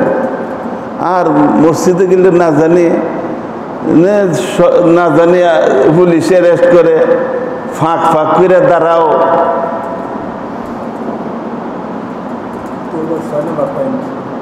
হ্যাঁ, তো আবার 6 নম্বর বলতেছি। তো এইরকম এগুলি দুর্বল ইমানের পরিচয়। এর জন্য সরকার দায়ী না, আমরা যেরকম, যেমন রূহ এমন ফেরেশতা, যেমন রূহ এমন ফেরেশতা, আমরা যেরকম আমাদের সরকার এরকম। হাদিসের মধ্যে আসছে যে তোমরা সরকারকে দায়ী করো না, তোমরা তোমাদের আমল ঠিক করো, তোমাদেরকে তোমরা ঠিক করো। সেই আল্লাহ এখনো কুদরতুল্লাহ, সেই কুদরত আল্লাহ পাকের এখনো, আল্লাহ পাকের সেই ক্ষমতা এখনো, যে আল্লাহ তাআলা উমর ইবনুল আব্দুল আজিজ রহমতুল্লাহ আলাইহির মতন শাসক দিতে পারেন, সেই আল্লাহ পাক এখনো হযরত উমর ফারুক রাদিয়াল্লাহু তাআলার মতন শাসক দিতে পারেন। কিন্তু ওই সময় প্রজাগুলি কিরকম ছিল? একজন সাধারণ প্রজার মধ্যে কিরকম দিনদারি ছিল, কিরকম আমানতদারি ছিল, কিরকম দিয়ানতদারি ছিল একজন সাধারণ প্রজার মধ্যে। তো ওই জমানার শাসক ওই রকম হবে না, কি হবে? এই জমানে যদি ওই রকম কোনো শাসক এই যে বাসায় দেয়, তার দিলে ওই রকম হয়ে যাব গা। তো বলতেছিলাম যে তওবার 6 নম্বর হলো ইস্তেগফার করা, বেশি বেশি। ইস্তেগফার কি? এই তওবার কালিমাটা পড়া, ইস্তেগফার, এই কালিমাটা বেশি বেশি করে পড়া। এই ইস্তেগফারের দ্বারা গুনাহ মাফ হয়, ইস্তেগফারের দ্বারা বালা মুসিবত দূর হয়, ইস্তেগফারের দ্বারা রিজিককে, আল্লাহ পাকের রিজিককে আকর্ষণ করে। ইস্তেগফারে কত ফায়দা? খালি গুনাহ মাফ? ইস্তেগফারে বহুত ফায়দা। ইস্তেগফারের দ্বারা গুনাহ মাফ হয়, ইস্তেগফারের দ্বারা বালা মুসিবত রোগ ব্যাধি দূর হয়, ইস্তেগফারের দ্বারা আল্লাহ পাকের রিজিককে আকর্ষণ করে। হাদিসে পাকের মধ্যে আছে, এক সাহাবী একেবারে দুর্বল, পাতলা, আড্ডি, অভাবের তাড়নায় একেবারে গোশতগুলি হাড্ডির সাথে লেগে রয়েছে। আল্লাহ রাসূল সাল্লাল্লাহু আলাইহি ওয়াসাল্লামের কাছে আরজ করলেন, ইয়া রাসূলুল্লাহ সাল্লাল্লাহু আলাইহি ওয়াসাল্লাম, অভাবের তাড়নায় উপবাস থাকতে থাকতে আমার হাড্ডির সাথে গোশত লেগে গেছে, আমি এত কষ্টের মধ্যে আছি। আল্লাহ রাসূল সাল্লাল্লাহু আলাইহি ওয়াসাল্লাম বললেন যে তুমি বেশি বেশি করে ইস্তেগফার করো, বেশি বেশি করে ইস্তেগফার করো। তা সাহাবায়ে কেরাম রাদিয়াল্লাহু তাআলা আনহু উনারা এরকম না যে তাদেরকে একটা কথা বললে এটা কি ফরজ, না এটা ওয়াজিব, না এটা সুন্নতে মুআক্কাদা, এইগুলি তারা তালাশ করতেন না। তারা সাথে সাথে এইগুলি আমল শুরু করে দিতেন। তো ওই সাহাবী আমল শুরু করে দিছে। একদিন ওই সাহাবী এরকম আড়ালের মধ্যে জঙ্গলের পাশে বসে প্রস্রাব করতে বসে, এমন সময় গর্ত থেকে একটা ইঁদুর বাড়িয়ে আসছে। ইঁদুরের মুখে একটা দিনার আশরাফি স্বর্ণ মুদ্রা নিয়ে গর্ত থেকে বাড়িয়ে আইসা ওই সাহাবী প্রস্রাব করতে বসে এর সামনে রাখছে। রাইখা এরকম করে মানে মাথা দেয়, ইশারা দেয় এটা তোমার। আবার গর্তের ভিতরে চলে গেছে, আবার গর্তের ভিতর থেকে গিয়ে আরেকটা স্বর্ণ মুদ্রা নিয়ে আবার আইনা এই জায়গার মধ্যে রাখছে। এরকম ভাবে আনতে আনতে 14টা স্বর্ণ মুদ্রা আইনা ওই সাহাবীর সামনে রাইখা পরে শেষ, পরে বুঝাইতেছে নাই, যদি থাকতো তাহলে আরো তোমার লেগে নিয়ে আসতাম। তখন আল্লাহ এই সাহাবী রাসূলুল্লাহ সাল্লাল্লাহু আলাইহি ওয়াসাল্লামের কাছে গিয়া যখন এই অবস্থা বলল যে ওই যে তুমি ইস্তেগফার করছো, ওই ইস্তেগফারের বরকতে আল্লাহ পাক তোমার জন্য এইরকম ভাবে রিজিকের ব্যবস্থা করে দিয়েছে। তো কাজেই ভাইয়ের আমার বলতেছিলাম যে শেষ জমানায় এরকম ভাবে উম্মতের অবস্থা হবে, তারা গুনাহ করবে কিন্তু তওবা ছাড়াই করে আল্লাহ মাফ করুক, আল্লাহ মাফ করবেন, আল্লাহ মাফ করবেন। এখন দেখবেন আমাদের মধ্যে এরকম কিছু আমরা কই যে আল্লাহ মাফ করবেন, কিন্তু মাফ করতে হইলে কি লাগবো? তওবা লাগবে। মাফ করলে মাফ পাইতে হইলে আল্লাহর নিয়ম কি? তওবা করতে হবে। কবিরা গুনাহ তওবা ছাড়া মাফ হবে না, কিন্তু সগীরা গুনাহ এটা বিভিন্ন আমলের দ্বারা আল্লাহ মাফ করে দেন। কিন্তু সগীরা গুনাহকে বারবার করলে এটা সগীরা থাকে না, ওইটা কবিরা গুনাহ হয়ে যায়। তো গুনার প্রতি ঘৃণা থাকতে হবে। গুনাহ করলে অন্তরের মধ্যে যদি ব্যথা না লাগে তাহলে মনে হবে যে আমার ঈমান, আমার মনে করতে হবে যে আমার ঈমান শেষ টুকু অবশিষ্ট নাই, আমার অন্তরে ঈমানের কিছুই নাই। তো কাজেই তো শেষ এই সময় আসবে, তওবা না কইরা আল্লাহ মাফ করবেন। আর নেক আমল, নেক আমল যার যার খেয়াল খুশি মতো নেক আমল করবে, যার যার খেয়াল খুশি মতো, যেটা মাসালা মোতাবেক হোক বা সুন্নত মোতাবেক হইল কিনা, মাসালা মোতাবেক হইল কিনা, এইটার কোনো পরোয়া করবে না। খালি নেক আমল দায় সারাভাবে কোনো রকম ভাবে খালি পড়লো করলো, মনে করে সে ধারণা করে, সে মনে করে যে আল্লাহ এটা কবুল করে দিব। কে ভাই, আল্লাহ তাআলা কি নাউজুবিল্লাহ তোমার হুকুমের অধীন, তোমার ইচ্ছার অধীন কি না? আমরা আল্লাহর অধীনে। তুমি যা খুশি তাই তুমি নেক আমল করবা, যেমনে খুশি এমনি করবা, যেমন খুশি তেমন সাজো, এটা কি আল্লাহর কাছে চলবে? আল্লাহর মর্জি মোতাবেক হইতে হইলে আল্লাহর মর্জির মাপ কাটিয়েছে, সেটা হইল নবীজি সাল্লাল্লাহু আলাইহি সাল্লামের সুন্নত। যদি আল্লাহর মর্জি মোতাবেক হয় কুল ইন কুনতুম তুহিব্বুনাল্লাহ ফাত্তাবিউনি ইউহিব্বুকুমুল্লাহ ওয়া ইয়াগফির লাকুম যুনুবাকুম আল্লাহু গফুরুর রহিম। যদি তোমরা আল্লাহর ভালোবাসা চাও, আল্লাহর ওলি হইতে চাও, আল্লাহর বন্ধু হইতে চাও, আল্লাহর সাথে যদি বন্ধুত্ব চাও, তাহলে কি করো? ফাত্তাবিউনি ইউহিব্বুকুমুল্লাহ, আল্লাহর ফাত্তাবিউনি, তাইলে আল্লাহর রাসূল সাল্লাল্লাহু আলাইহি ওয়াসাল্লাম, আমার রাসূলের অনুকরণ করো, আমার রাসূলের আনুগত্য করো, রাসূলের নমুনা অবলম্বন করো, তাহলে আল্লাহ তাআলা তোমাকে ভালোবাসবেন এবং তোমার সমস্ত গুনাহগুলি আল্লাহ মাফ করে দেবেন, সমস্ত গুনাহগুলি আল্লাহ মাফ করে দেবেন। তো এক নম্বর হলো যে গুনাহ থেকে তওবা না কইরা সে বলবে আল্লাহ মাফ করবেন, কথায় কথায় আল্লাহ মাফ করবেন, কিন্তু তওবা করতো না। আর নেক আমল যেমন তেমন ভাবে নেক আমল কইরা যে আল্লাহ এটা কবুল করে নেবেন। 3 নাম্বার মনে করবে যে আল্লাহর কোরআন বুঝি নাউজুবিল্লাহ পুরান হয়ে গেছে। এই জমানায় কোরআনের উপরে চলা মুশকিল, এখন কি এত কিছু মানা যায়? আরে না মান্না কি অবস্থা হইল?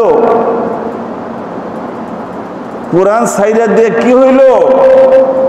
তারাকতু ফীকুম আমরাইন লান তাযিল্লু মা তামাসসাকতুম বিহিমা কিতাবাল্লাহ ওয়া সুন্নাত রাসূলিহি।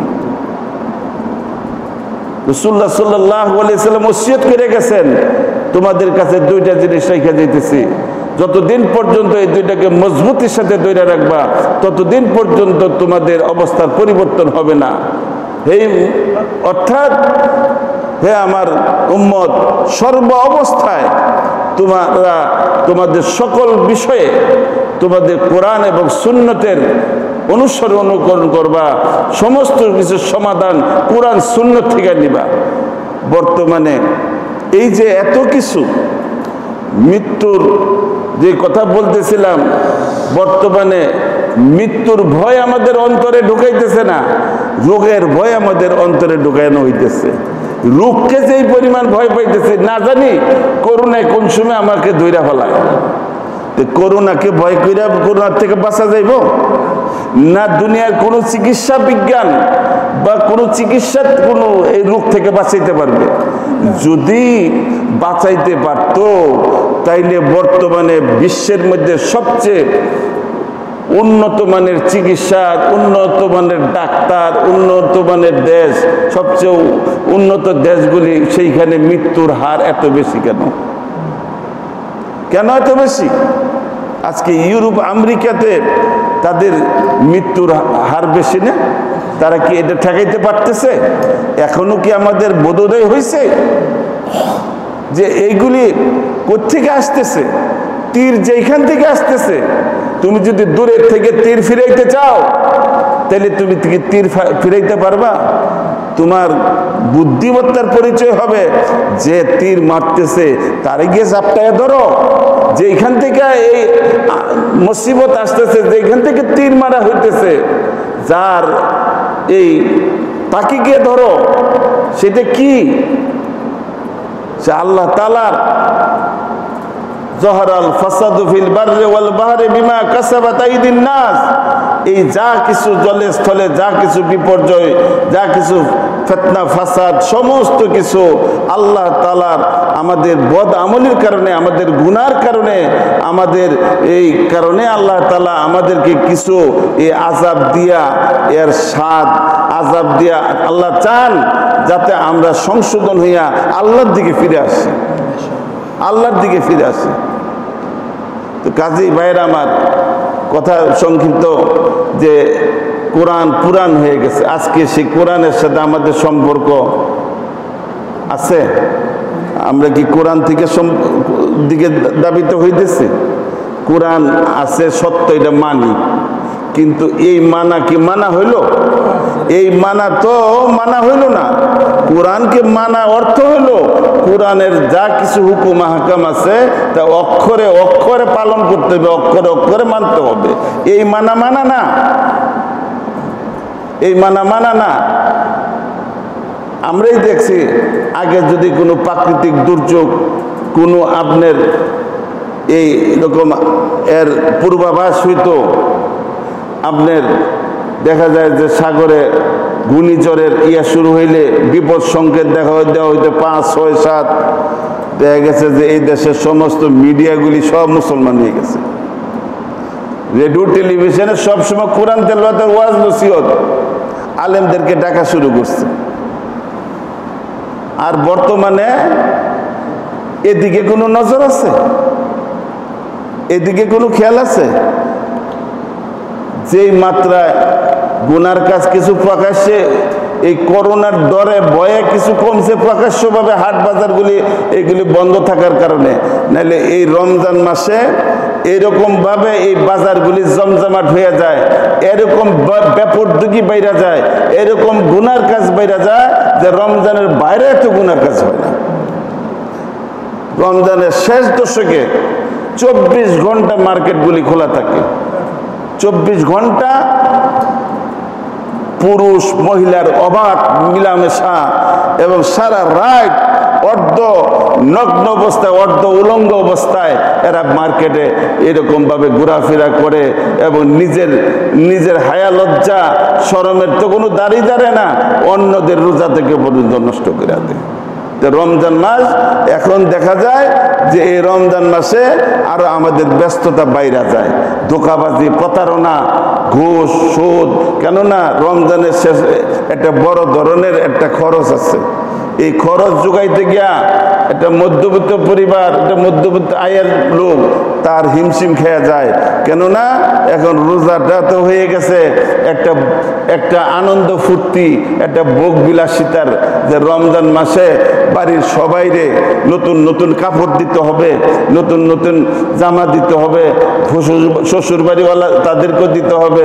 এরকমভাবে এই খরচ যোগাইতে গিয়া দেখা যায় যে তার এই আয়ের দ্বারা যখন সম্ভব হয় না, তখন দেখা যায় ঘুষের পরিমাণ বেড়ে যায়, সুদের পরিমাণ বেড়ে যায়, ধোঁকাবাজির পরিমাণ বেড়ে যায়, এরকমভাবে আপনার বেজালের পরিমাণ বেড়ে যায়, এরকমভাবে আমাদের গুনার মাত্রাও বেড়ে যেতেছে। অথচ এই রমজানটা আল্লাহ পাক আমাদেরকে দিয়েছিল লাআল্লাকুম তাত্তাকুন, যাতে আমরা মুত্তাকি হইতে পারি, আমরা পরহেজগার হইতে পারি। এই জন্য ভাইরা আমার, বাকি যেতটুকু রমজান আমাদের থেকে এইভাবে চলে গেছে, রমজানের বাকি দিনগুলি, বাকি মুহূর্তগুলি, বাকি রাত্রগুলিকে, প্রত্যেকটা দিন, প্রত্যেকটা রাত্রকে লাইলাতুল কদর মনে করি, প্রত্যেকটা দিনকে এরকমভাবে কদর করি। তাহলে আমরা এই রমজানের শেষ দশকটা ইতিকাফের জন্য নিজেকে প্রস্তুত করি, আর এই প্রত্যেকটা রাত্রকে লাইলাতুল কদর রাত্রি মনে করি। তাইলে আমাদের ভাগ্যে লাইলাতুল কদর একদিন আমরা পাইয়েই যাবো ইনশাআল্লাহ। এর ভিতরে আল্লাহ পাক আমাদেরকে বুঝার, আমল করার তৌফিক দান করেন।